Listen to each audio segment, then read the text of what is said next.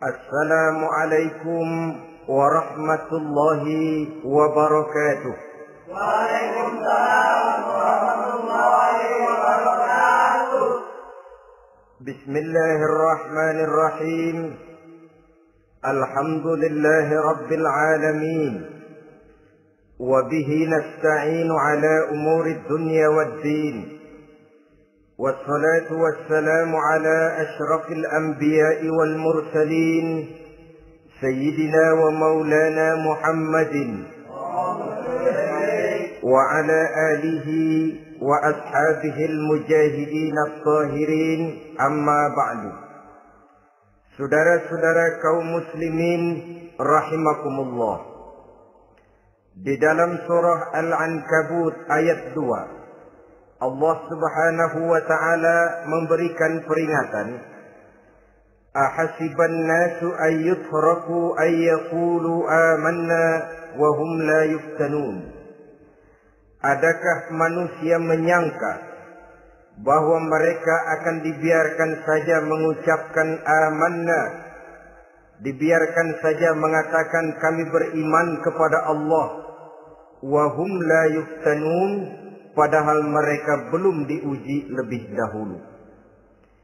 Ini berarti apabila seseorang sudah berani mengatakan amanna, kami beriman kepada Allah, maka hendaklah ia bersiap-siap untuk menghadapi ujian.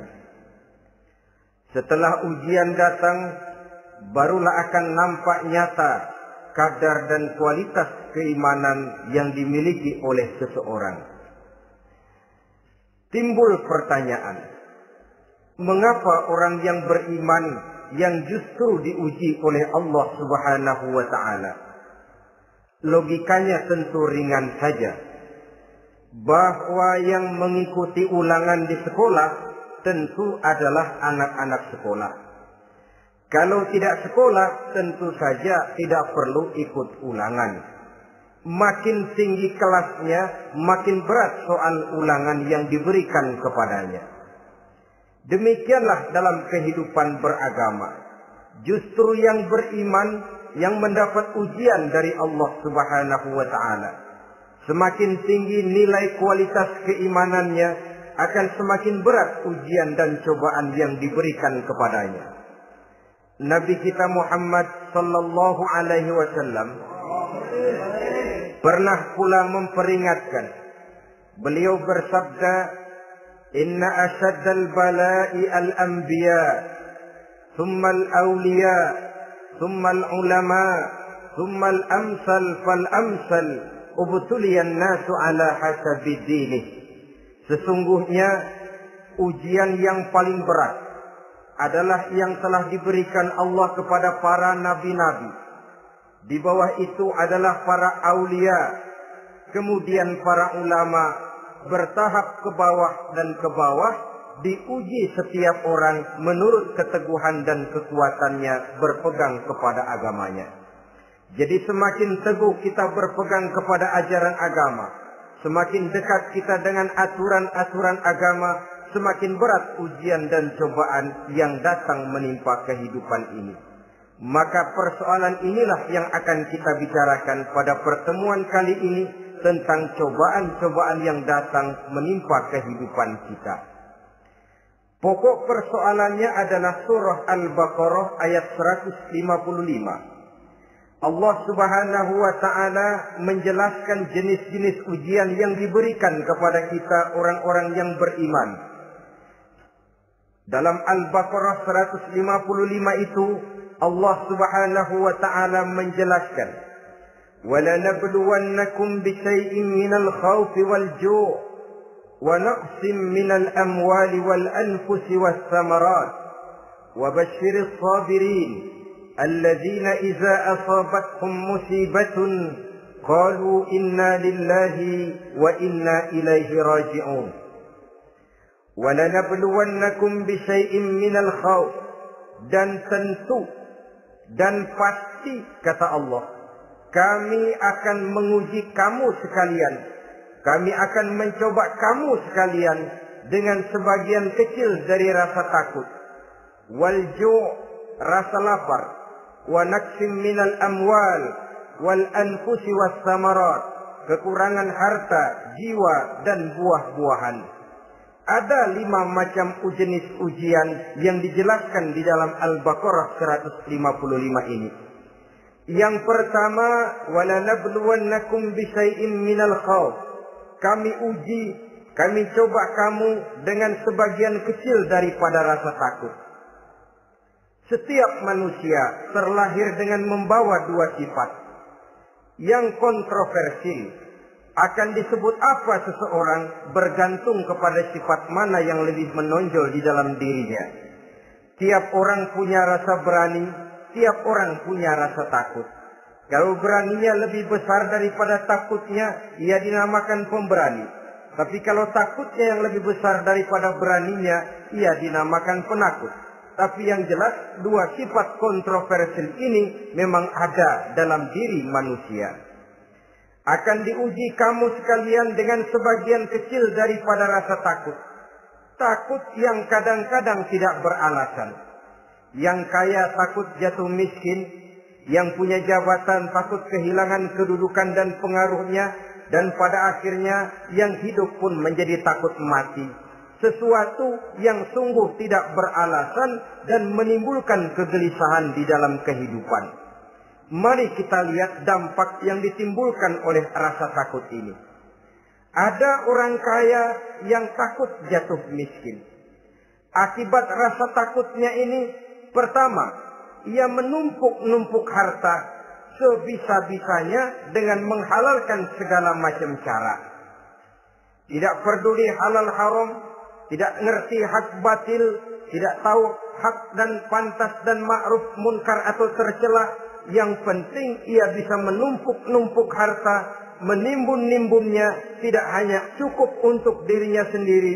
Kalau perlu anaknya sudah dipersiapkan untuk jadi orang kaya, cucunya disiapkan jadi orang kaya, anak cucunya, cucu-cucunya, seluruhnya. Dia takut jatuh miskin. Kemudian akibat dari rasa takut ini, ia pun terjebak ke dalam penyakit bakhil bin pelit alias kikir. Tidak sedikit pun tergerak hatinya untuk memberikan bantuan dan pertolongan kepada mereka yang memang memerlukannya. Termasuklah ia ke dalam apa yang diingatkan Allah. Allazi jama'a malan wa addadahu yahsabu anna malahu akhlada. Orang-orang yang menumpuk-numpuk harta kemudian menghitung-hitungnya. Dia menyangka bahwa hartanya akan dapat mengekalkan kehidupannya di dunia ini. Dia menyangka hartanya akan dapat mengekalkan kebahagiaannya di dalam kehidupan ini. Maka kerjanya hanya menumpuk dan menumpuk, dan dia sangat takut untuk jatuh miskin. Saudara-saudara kaum muslimin rahimakumullah. Lalu yang kebetulan punya jabatan takut kehilangan kedudukan dan pengaruhnya.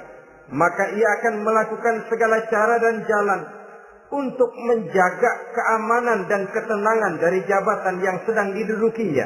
Hilang kesadaran bahwa jabatan adalah amanah.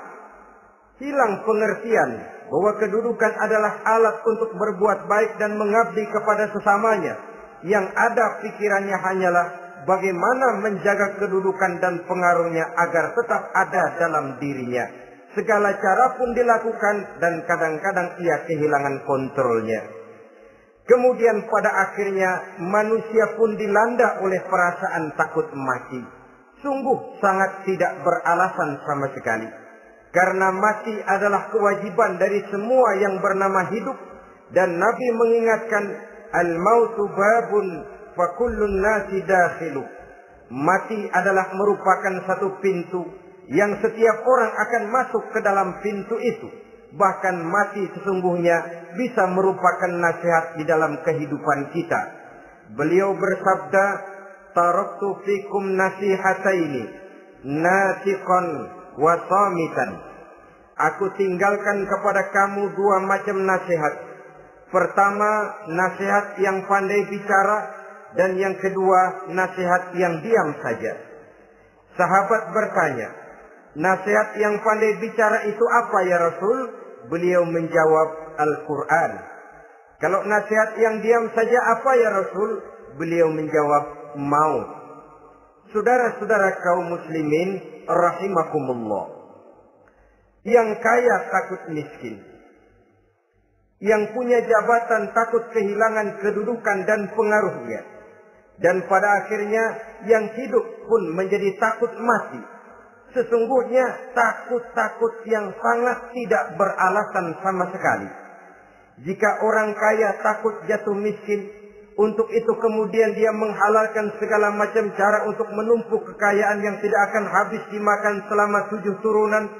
Kemudian diiringi dengan sifat bakhil, sifat tertutup, sifat berpangku tangan melihat kesulitan dan penderitaan orang lain, maka sesungguhnya dia tidak merasa bahwa harta merupakan titipan dari Allah Subhanahu wa taala, bahwa ia merupakan alat dan bukan merupakan tujuan di dalam kehidupan ini. Takut miskin adalah satu penyakit yang mengakibatkan orang lupa diri dan lupa daratan. Takut kehilangan kedudukan dan pengaruh juga adalah penyakit yang menyebabkan orang menghalalkan segala macam cara untuk menjaga kedudukan dan jabatannya. Dan takut mati juga sebenarnya sesuatu yang tidak beralasan. Sebab siapa yang berani hidup harus berani pula menghadapi mati. Yang takut mati tidak usah hidup saja. Karena mati adalah kewajiban bagi semua orang-orang yang hidup. Oleh karenanya, rasa takut yang tidak beralasan sesungguhnya merupakan ujian untuk menguji nilai-nilai keimanan yang ada di dalam diri kita. Orang kaya diuji dengan hartanya, pejabat diuji dengan kedudukan dan pengaruhnya, manusia hidup diuji dengan akan datangnya mati yang menjemput kehidupannya. Menghadapi ujian-ujian semacam ini, maka marilah kita menyadari, yang kaya tidak perlu takut miskin. Dari Allah harta itu datang, kepada Allah harta itu akan kembali. Yang punya kedudukan dan pengaruh tidak usah takut kehilangan kedudukan dan pengaruhnya. Karena jabatan sesungguhnya merupakan amanah dari Allah Subhanahu wa ta'ala yang harus digunakan dan dianggap sebagai kesempatan untuk berbuat kebajikan sebanyak-banyaknya. Saudara-saudara kaum muslimin rahimakumullah. Ini bagian pertama dari ujian-ujian yang ada dalam Al-Baqarah 155. وَلَنَبْلُوَنَّكُمْ بِشَيْءٍ مِّنَ الْخَوْفِ. Kami akan uji, kami akan coba kamu dengan sebagian kecil daripada rasa takut. Takut yang kadang-kadang saya katakan sekali lagi sangat tidak beralasan. Akibatnya bisa menimbulkan gejala-gejala yang aneh di dalam kehidupan kita. Saudara-saudara, yang kedua, walju'. Akan kami uji kamu dengan rasa lapar. Kelaparan belum tentu identik dengan kemiskinan. Bahkan di dalam surah An-Nahl ayat 112, Allah Subhanahu wa ta'ala memberikan contoh yang sangat nyata dan jelas. وَضَرَبَ اللَّهُ مَثَلًا قَرْيَةً كَانَتْ آمِنَةً مُطْمَئِنَّةً يَأْتِيهَا رِزْقُهَا رَغَدًا مِنْ كُلِّ مَكَانٍ فكفرت بأنعم الله فأذاقها الله لباس الجوع والخوف بما كانوا يصنعون. Allah memberikan contoh bagaimana keadaan satu negeri yang makmur, aman, tenang, tentram. Rezekinya datang dari segala arah. Fakafarat bi'an'umillah, tapi sayang sekali penduduknya kufur dengan nikmat yang diberikan Allah Subhanahu wa ta'ala kepada mereka. Akibatnya, fa'azaqahallahu libasal ju'i wal khauf. Allah timpakan kepada mereka kelaparan dan ketakutan bima kanu yasnaun, sebagai akibat dari apa yang telah mereka lakukan. Marilah kita melihat contoh dalam Al-Quran ini untuk mengadakan introspeksi di dalam diri dan kehidupan kita masing-masing. Adalah satu keberuntungan bahwa kita sebagai manusia dijadikan Allah sebagai khalifahnya di permukaan bumi ini, yang ditugaskan untuk membudidayakan alam, mengelola dan mengambil manfaatnya bagi sebesar-besar manfaat di dalam kehidupan kita. Dijadikannya bumi untuk tempat tinggal kita sebagai hamparan di mana segala fasilitas dan kebutuhan hidup kita tersedia. Tinggal lagi kita pandai-pandai mengelolanya. Apalagi buat kita Muslim yang tinggal di persada Nusantara tercinta Indonesia ini.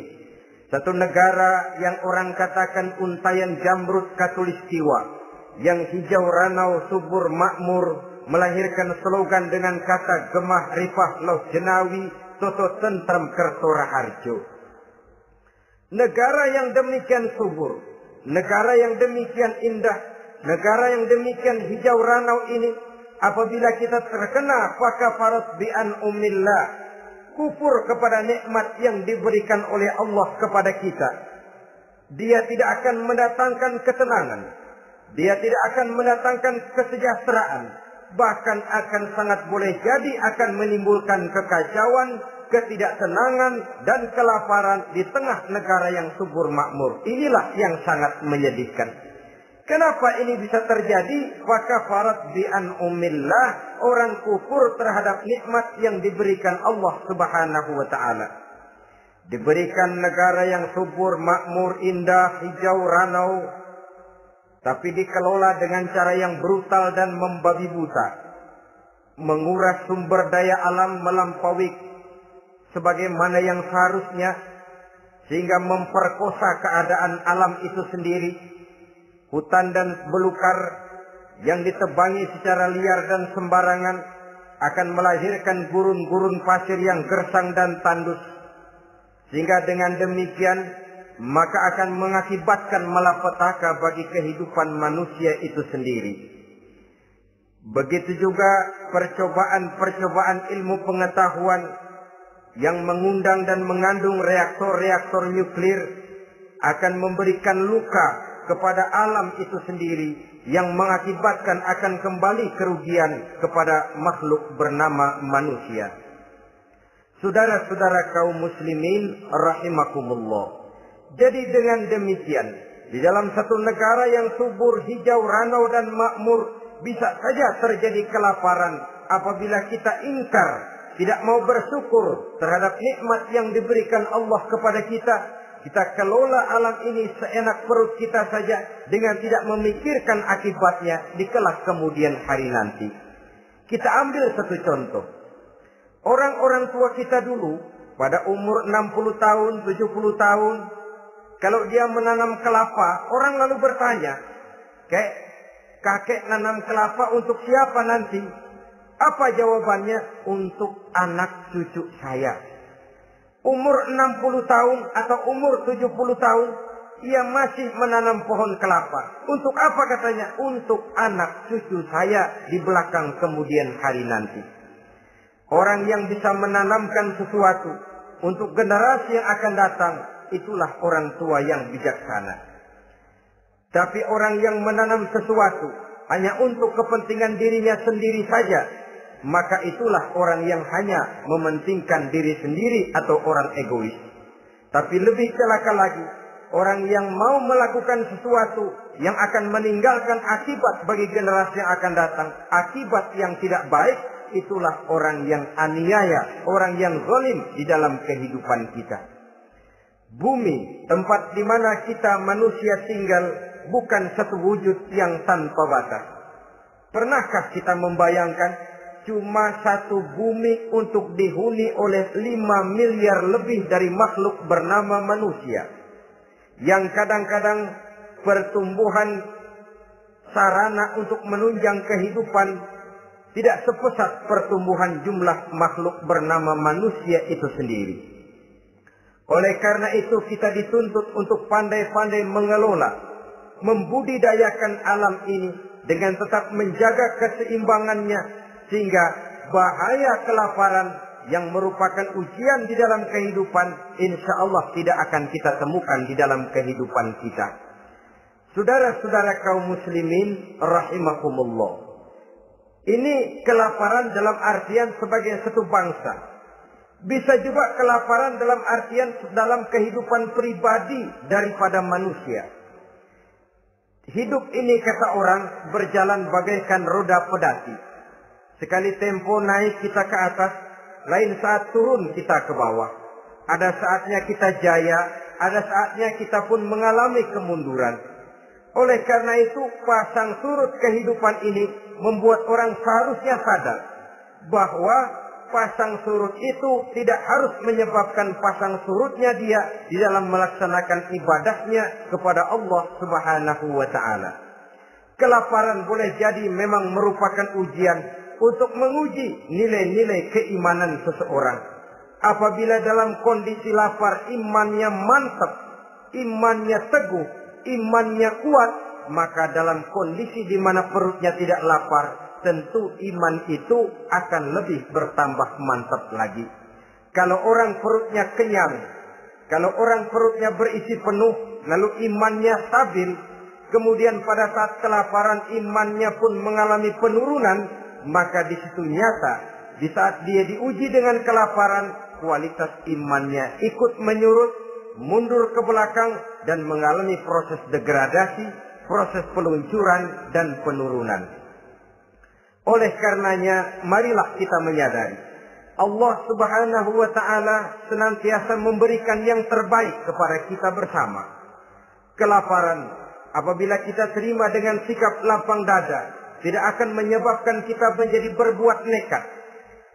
Tetapi kita tetap dalam kontrol, tetap dalam keadaan yang stabil, tidak keluar dengan melakukan perbuatan-perbuatan yang negatif. Bagaimanapun kita ingin membela dan mempertahankan kelangsungan hidup, betapa dan bagaimanapun kita ingin menjaga kelangsungan perut, namun kita tetap tidak keluar dari norma-norma dan kaedah-kaedah yang telah ditentukan di dalam kehidupan beragama. Inilah cobaan yang kedua yang ada dijelaskan dalam Al-Baqarah ayat 155 tadi, berupa kelaparan. Yang ketiga, wa naqsim minal amwal, kekurangan harta alias kemiskinan. Kemiskinan, saudara-saudara, merupakan ujian dari Allah Subhanahu wa ta'ala untuk menguji sejauh mana kekuatan iman yang kita miliki di dalam kehidupan. Tetapi sesungguhnya bukan hanya kemiskinan, kekayaan pun pada hakikatnya juga merupakan ujian. Namun umumnya manusia akan lebih merasa diuji jikalau dia miskin daripada diuji jikalau dia menjadi orang yang kaya. Pada sisi lain, kenyataan mengatakan banyak orang lulus ketika diuji dengan kemiskinan, tetapi gagal berantakan setelah diuji dengan kekayaan. Kemiskinan pun apabila kita lihat dari segi kehidupan bermacam bentuknya.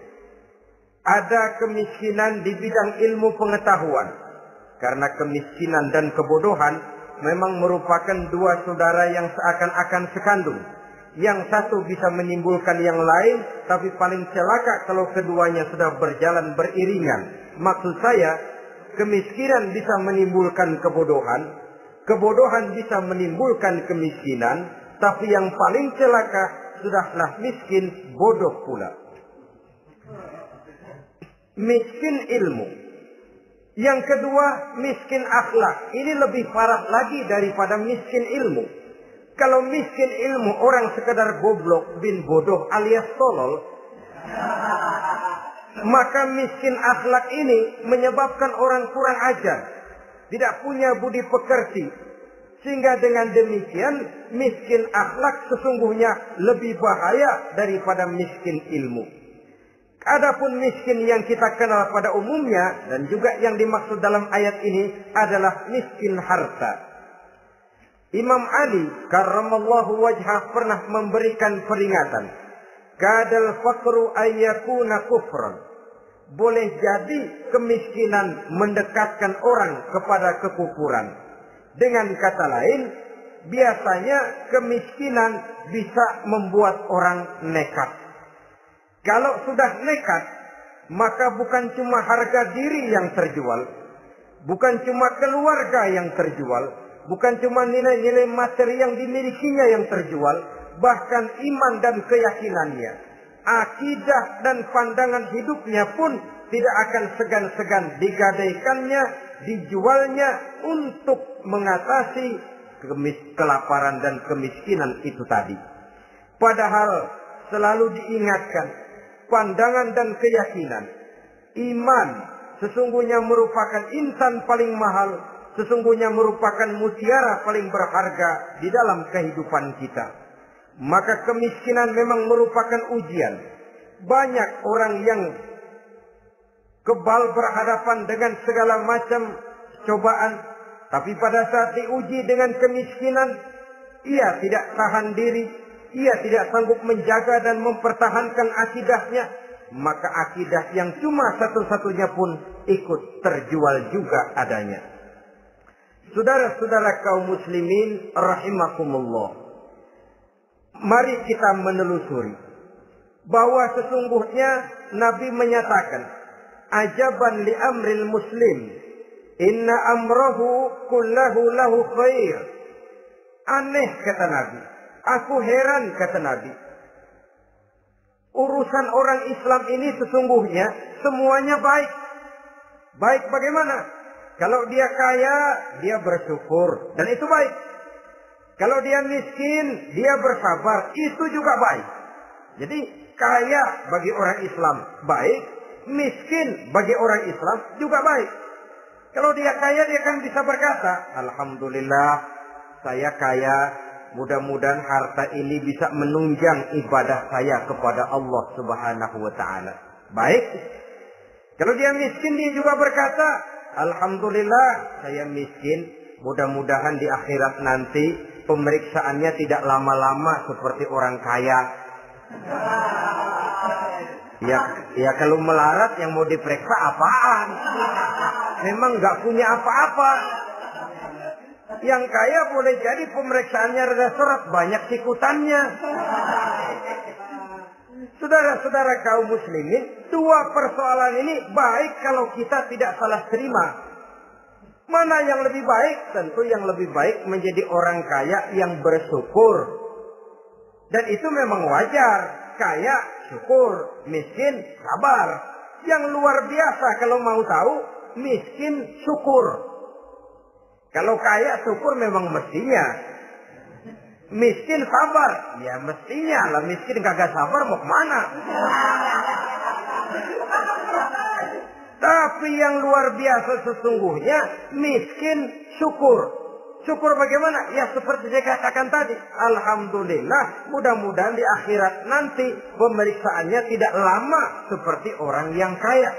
Sehingga kata Nabi, setiap persoalan yang dihadapi umat Islam baik bagi dia.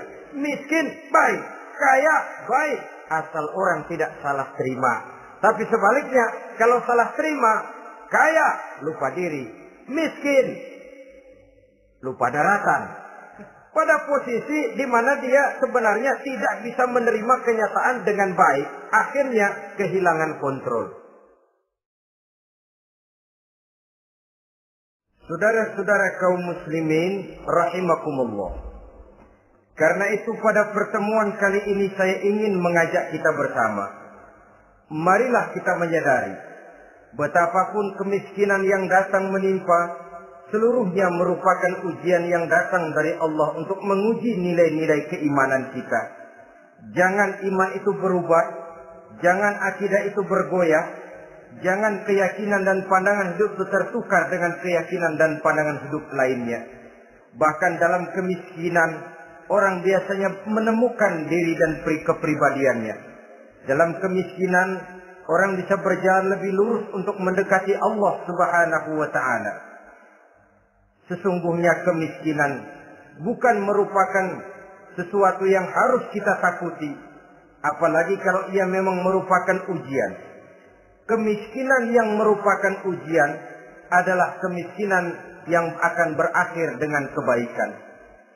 Saudara-saudara kaum muslimin, tapi jangan lupa membicarakan pokok persoalannya. Ini kalau kemiskinan menimpa orang-orang yang beriman, itu yang ujian. Kalau nggak beriman, melarat, bukan ujian, persekot.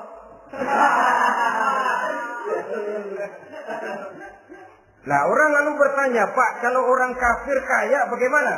Nah, begini saudara-saudara, dalam agama itu ada yang disebut nikmat, ada yang disebut istidraj. Kalau nikmat itu hanya diberikan kepada hamba-hamba yang beriman. Kalau istidraj itu diberikan kepada siapa saja yang mau berusaha. Tidak soal dia beriman atau tidak, tidak soal dia mau bersujud atau tidak, asal dia berusaha dia dapat. Itu yang dinamakan istidraj. Seperti orang mancing ikan, mesti diberikan umpan. Setelah umpan itu dimakan, tidak langsung ditarik, tapi diulur dulu. Sampai kira-kira mata kail itu nyangkut di leher si ikan, baru diangkat ikan itu ke atas. Dan sampai di atas kita bisa maklum nasib ikan tadi. Bisa digetok, bisa dibacok, bisa digoreng, bisa dipepes. Tapi yang jelas nasibnya merana. Maka kalau ada orang makin jauh dari agama, makin kaya, makin tidak mau sholat, makin berlimpah hartanya. Saudara tidak usah heran, cukup dalam hati saja, ikan lo. Jangan keras-keras, marah dia.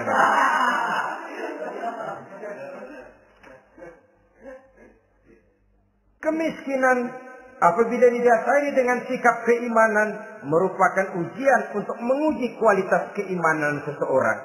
Bahkan satu hadis menyatakan apabila Allah mencintai seorang hamba, maka diujinya hamba itu karena Allah ingin mendengar liyasma'a tadarru'ahu, ingin mendengar ratapan orang tadi. Sama juga kita, kadang-kadang karena cinta benar kepada anak kita yang mungil, suatu saat kita ingin mendengar dia nangis, kita cubit dia. Bukan karena gemes, bukan karena benci, ingin mendengar nangisnya kok indah begitu. Saudara-saudara kaum muslimin rahimakumullah. Jadi jangan sampai ada pertanyaan, saya kan sembahyang rajin banget, kenapa miskin ya? Apabila sekali lagi didasari dengan sikap keimanan, maka kemiskinan merupakan ujian. Dan tentu anak sekolah itu kalau lagi ujian berat, capek, sakit hati, peras keringat, banting tulang, kepanasan, kehujanan, kenikmatan baru akan dia rasakan pada saat terima rapot pengumuman kenaikan kelas. Di situ kenikmatannya terasa. Demikian menghadapi ujian, kita cuma mengeluh. Kenapa ada rasa takut? Kenapa kelaparan? Kenapa kemiskinan? Di balik semua itu, apabila kita sudah merasakan naik kelas, akan terasalah kenikmatannya. Itu ujian yang ketiga. Yang keempat yang diceritakan dalam Al-Baqarah 155, wal anfus ay wa naqsim minal anfus, kekurangan jiwa atau kematian. Saudara-saudara, yang hidup takut mati. Padahal semua makhluk hidup harus berani mati. Bagaimanapun takutnya kita kepada mati, bisakah kita menghindarkan diri dari dia? Bagaimanapun kita tidak ingin bertemu malaikat maut, kemana kita akan lari bila dia datang mengetuk pintu?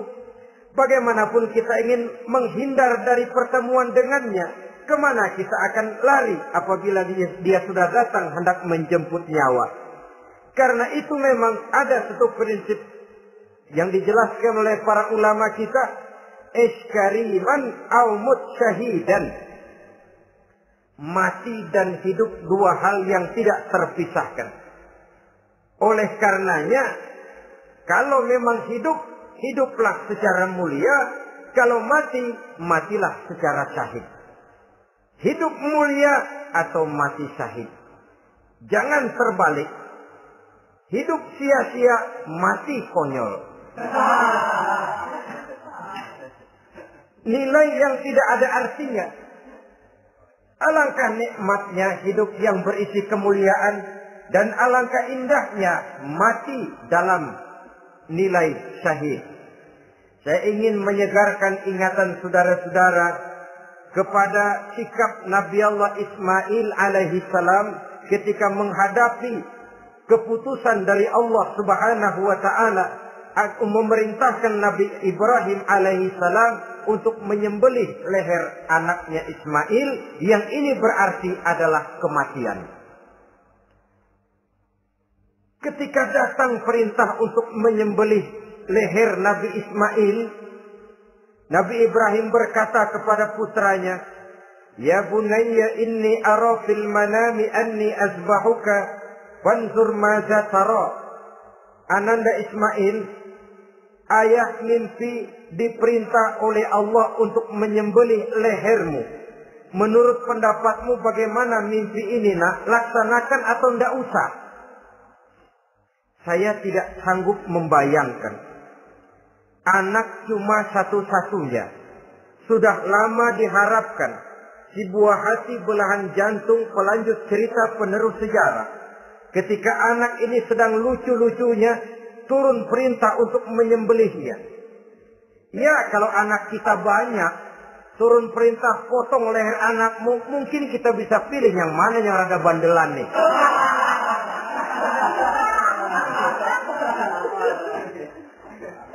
Tapi ini anak cuma satu-satunya.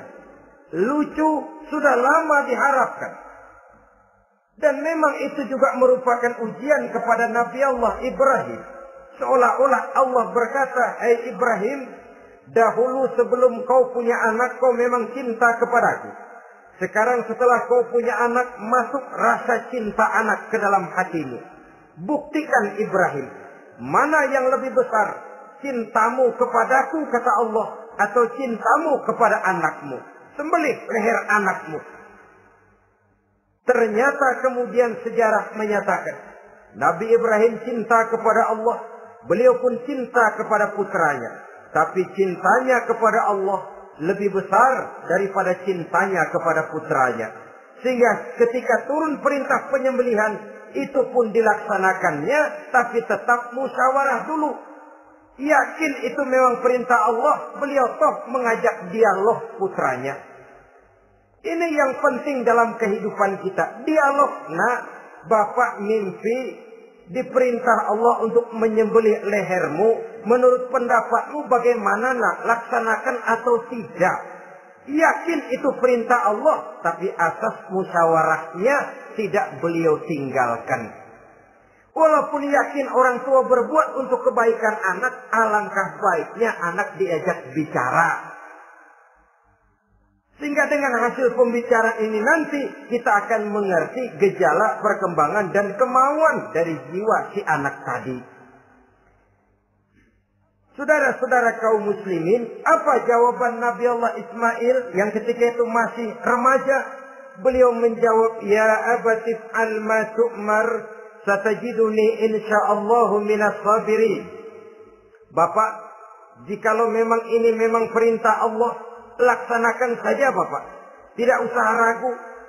Mudah-mudahan nanti Bapak akan menemukan saya termasuk ke dalam golongan orang-orang yang sabar. Ini pantulan doa Nabi Ibrahim dahulunya ketika meminta seorang keturunan yang merupakan anak yang soleh. Jawaban dari anak yang soleh. Kalau memang ini perintah Allah Bapak, laksanakan saja. Saya insya Allah termasuk ke dalam golongan orang-orang yang sabar. Kalau Allah memerintahkan Bapak untuk menyembelih leher saya, silahkan Pak. Saya ikhlas, saya ridho, saya rela untuk memenuhi perintah Allah Subhanahu wa Ta'ala. Ini jawaban anak soleh. Sebab itu sering saya katakan, kalau kita cuma punya anak pintar tidak soleh, mungkin jawabannya nggak begini. "Nak, Bapak diperintah motong leher kamu, nak. Bagaimana pendapatmu?" Mungkin dia jawab, "Bapak aja yang tuaan, Pak."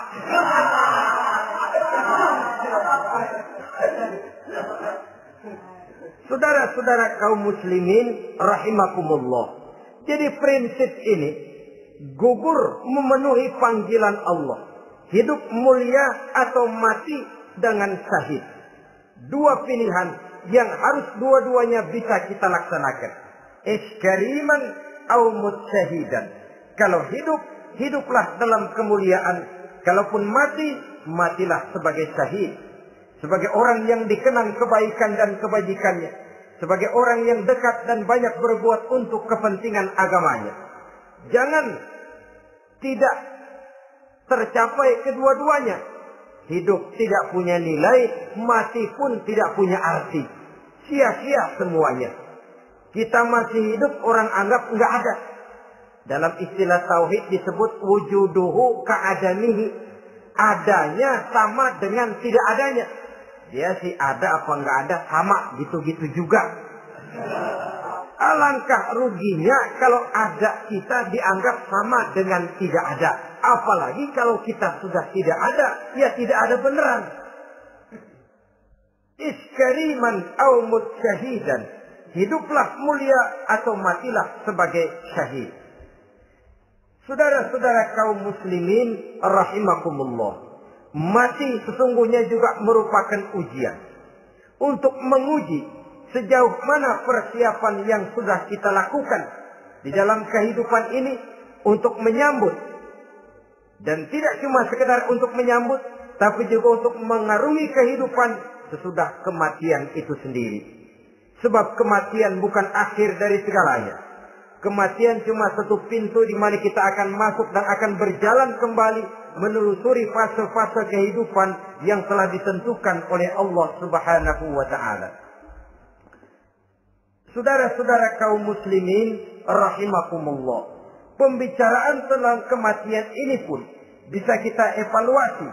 Ada yang takut mati usahanya, ada yang takut mati karirnya, ada yang takut mati rezekinya, ada yang takut mati batinnya, ada yang takut mati jasmaninya, dan lain sebagainya. Seluruh ketakutan kepada kematian itu memang merupakan hal yang wajar. Ada yang takut mati usahanya, ada yang takut mati karirnya, ada yang takut mati rezekinya. Tapi kalau ketakutan itu lalu melahirkan perbuatan-perbuatan negatif yang menimbulkan penyimpangan, itu sudah di luar dari yang seharusnya. Kematian merupakan ujian.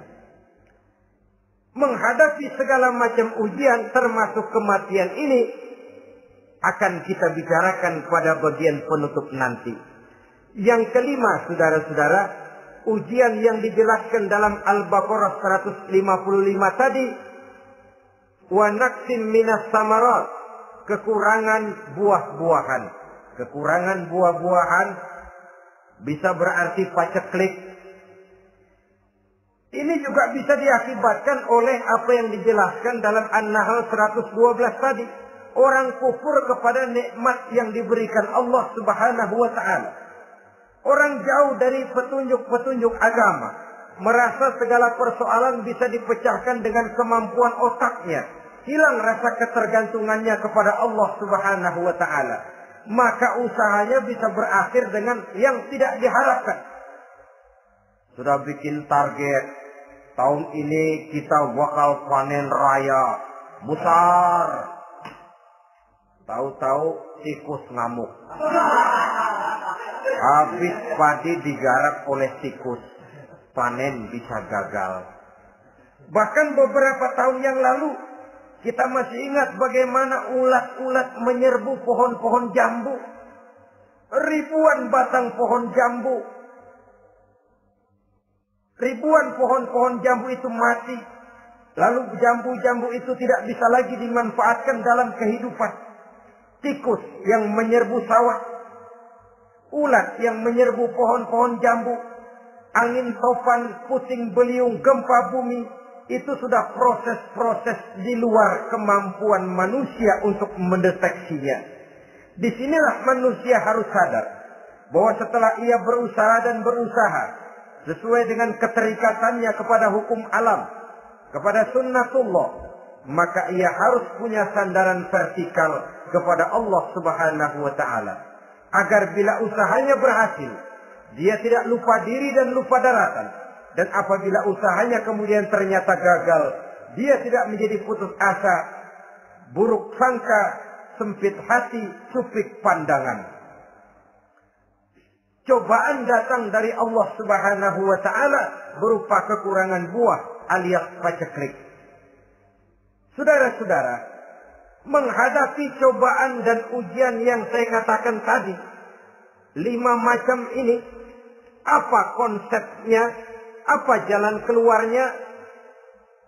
Ayat selanjutnya dalam kalimat tadi menjelaskan, wa basyiril sabirin, menghadapi ujian-ujian dalam hidup, baik rasa takut, kelaparan, kemiskinan, kematian, kekurangan harta, kekurangan buah-buahan. Wa basyiril sabirin, gembirakan orang-orang yang sabar. Menghadapi segala macam ujian tadi, gembirakan orang-orang yang sabar. Siapa orang yang sabar itu? Alladzina iza asabathum musibatun qalu inna lillahi wa inna ilaihi raji'un. Yaitu orang-orang yang apabila menghadapi ujian, ditimpa musibah, mereka berkata, sesungguhnya kami berasal dari Allah dan sesungguhnya kepada Allah pula kami akan kembali. Bukan cuma sekedar ucapannya, tapi penghayatannya kepada filsafat yang terkandung di dalam kalimat itu tadi. Maka jadilah dia semacam lipstik, jadilah dia semacam dekorasi. Apabila kita berjanji dan dalam hati kita sudah ada kemungkinan besar kita tidak akan datang, kita tetap menggunakan kata-kata insya Allah. Padahal yang jelas tidak akan mau datang adalah kita. Kita sandarkan dan kita kembalikan itu kepada Allah. Sesungguhnya kami berasal dari Allah. Sesungguhnya kepada Allah juga kami akan kembali. Bukan cuma sekedar ucapannya, tapi juga penghayatan kepada filsafat yang terkandung di dalamnya. Kalau suatu saat kita harus kehilangan harta yang kita miliki, kenapa tidak berpikir inna lillahi wa inna ilaihi raji'un? Bahwa dulu pun ketika lahir ke dunia ini tidak ada harta yang saya bawa. Kalau sekarang harta itu hilang, inna lillahi wa inna ilaihi raji'un. Itu yang saya maksud. Kalau sekarang, kalau suatu saat kita harus melepaskan pangkat jabatan yang kita sayangi, kenapa kita tidak kembali kepada inna lillahi? Dulu pun ketika waktu lahir ke dunia ini tidak ada pangkat dan jabatan yang saya bawa. Kalau sekarang harus pensiun, inna lillahi wa inna ilaihi raji'un. Ini kadang-kadang enggak. Dengar mau mutasi, mau pensiun, mulutnya innalillahi, tapi gerbek-gerbek dukun diusut.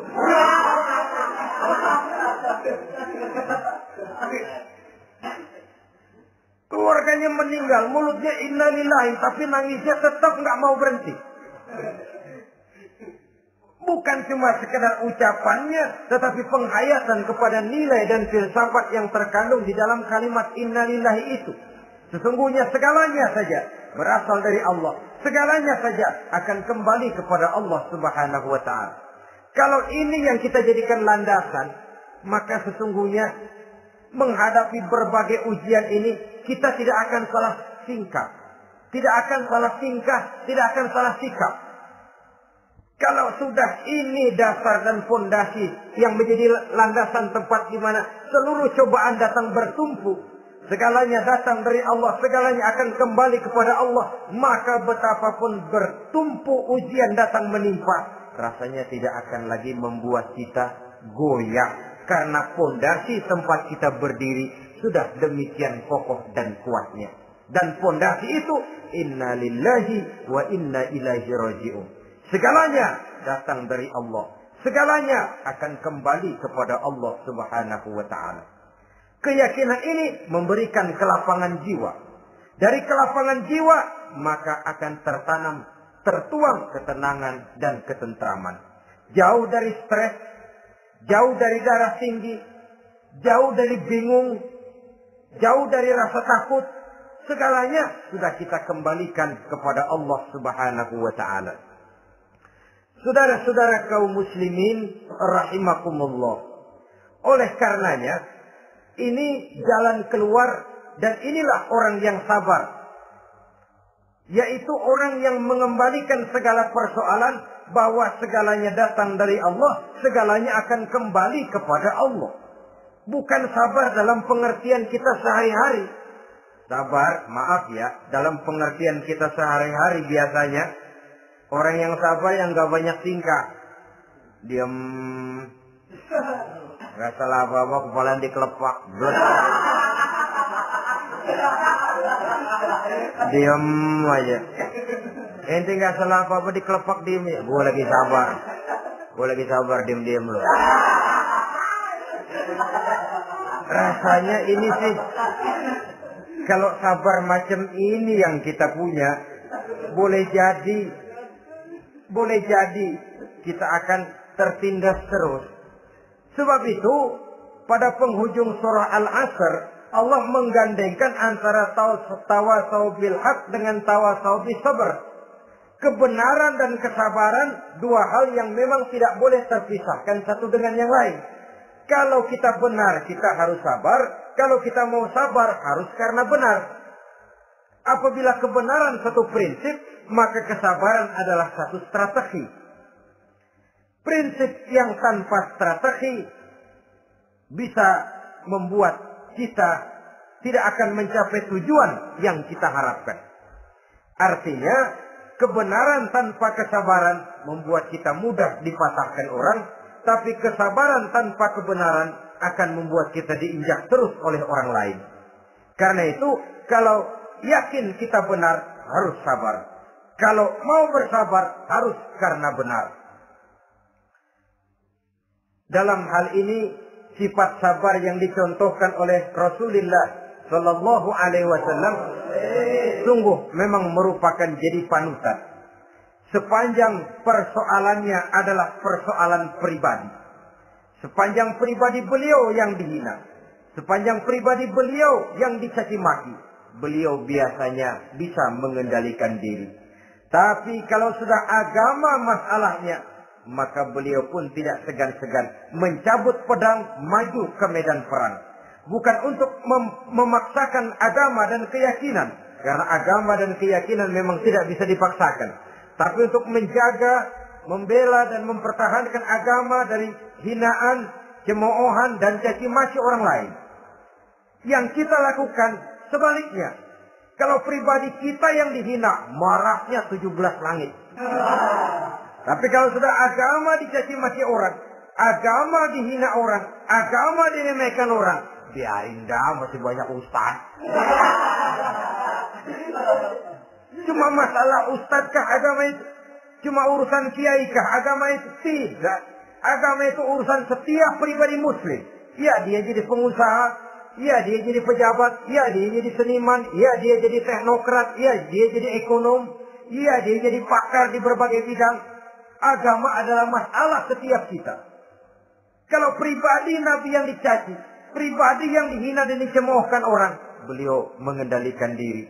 Tapi kalau sudah agama taruhannya, beliau tidak segan-segan cabut pedang maju ke medan perang. Sabar tapi pada tempatnya. Sabar tidak dalam artian diam, delohom, ayem-ayem, gelenggem, menunggu embun yang turun dari langit. Emang lagi lapar, sabar aja. Nggak usah makan, nanti juga waktunya Tuhan kasih kenyang-kenyang. Kalau sabar macam ini yang kita pakai, lapar terus dah. Emang giliran sakit, sabar aja. Nggak usah berobat, nanti juga waktunya baik, sembuh. Mati terus dah.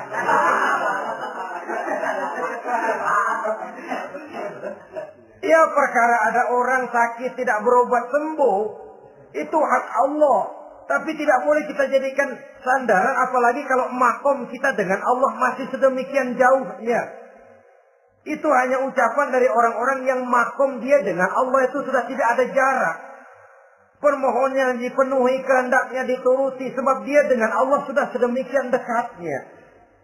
Kalau kita masalahnya, yang antara kita dengan Allah ini dilapisi oleh dosa dan kesalahan yang kita kerjakan sendiri, rasanya kita masih harus banyak berbuat sesuai dengan keterikatan kita kepada sunnatullah itu. Orang yang sabar adalah orang yang sadar kepada hakikat dan filsafat yang terkandung di dalam kalimat inna lillah wa inna ilaihi raji'un. Segalanya datang dari Allah, segalanya pun akan kembali kepada Allah. Harta yang hilang tidak membuat kita gundah. pangkat yang harus kita tanggalkan tidak membuat kita kecil hati dan tidak akan meninggalkan medan pengabdian. Kenapa? Kita cuma menganggap itu satu titipan. Lain kalau kita anggap itu punya kita, jabatan punya kita. Nah, itu yang kita suka uangkeng. Saudara-saudara kaum muslimin, kesimpulannya banyak cobaan-cobaan dalam hidup. Yang dibicarakan dalam Al-Baqarah 155 ini sebagian kecil dari rasa takut, kelaparan, kemiskinan, kematian, dan kekurangan buah-buahan. Menghadapi segala macam ujian tadi, kembalilah kita kepada dasar inna lillahi wa inna ilaihi raji'un. Segalanya datang dari Allah, segalanya pun akan kembali kepada Allah. Semoga dengan sikap ini kita akan lapang dada menghadapi ujian dan akan semakin tangguh iman dan akidah kita menghadapi cobaan yang datang menimpa. Inilah pertemuan pada kali ini. Semoga ada manfaatnya. Terima kasih atas segala perhatian. Mohon maaf atas segala kekurangan. Usikum wa nafsi bitaqwallah. Wassalamualaikum warahmatullahi wabarakatuh. Waalaikumsalam.